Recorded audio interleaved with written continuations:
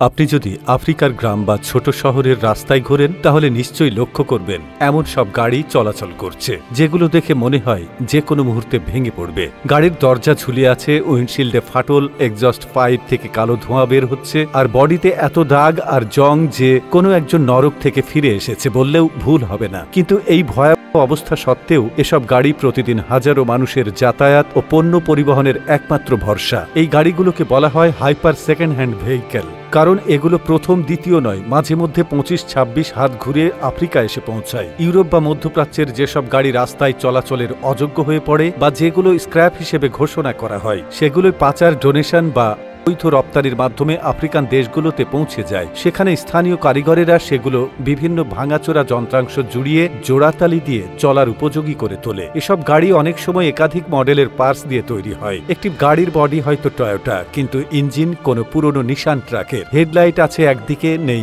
আরেক দিকে। গিয়ারের বদলে বাঁশের খুঁটি বা হ্যান্ডেল মুচড়ে স্টার্ট নেওয়া। অনেক সময় এক গাড়িতে বসানো থাকে 3টি ব্যাটারি, একটা হেডলাইটের জন্য, একটা হর্নের জন্য, আরেকটি ইঞ্জিন চালাতে। এবং সবচেয়ে অবাক করা বিষয় হলো এ সবই চলে দিনের পর দিন, বছরের পর বছর। প্রশ্ন হলো কেন মানুষ এত ভাঙাচোরা গাড়ি চালায়? এর উত্তর একটাই, টাকার অভাব। আফ্রিকার বহু অঞ্চলে মানুষ এতটাই দরিদ্র যে নতুন গাড়ি কেনা তো দূরের কথা, সেকেন্ড হ্যান্ড গাড়িও কেনা সম্ভব হয় না। ফলে কোনোভাবে চলতে পারে এমন যে কোনো যানবাহনই হয়ে ওঠে মূল পণ্যবাহী ও যাত্রীবাহী গাড়ি। গ্রামের হাট, স্কুল, হাসপাতাল, এমনকি শহরের মধ্যেও এই সব গাড়ি ব্যবহার হয়। আরও একটি বড় কারণ হলো সরকারি তদারকির অভাব।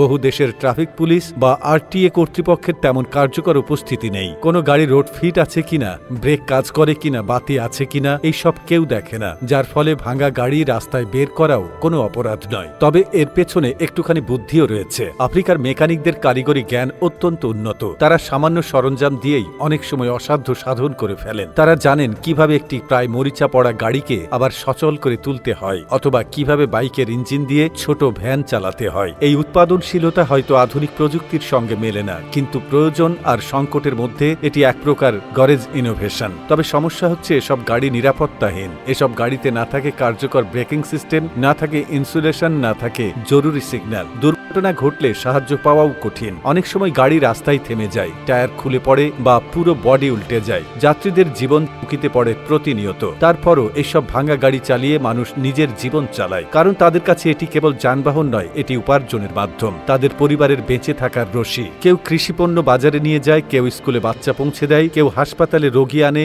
এই গাড়ি দিয়েই। তো বন্ধুরা, এই ভিডিওটি ভালো লেগে থাকলে আমাদের কমেন্ট করে জানিয়ে দিন। আবারও আসবো নতুন কোনো তথ্য নিয়ে। সে পর্যন্ত ভালো থাকুন, সুস্থ থাকুন। এতক্ষণ আমাদের সাথে থাকার জন্য আপনাদেরকে অসংখ্য ধন্যবাদ।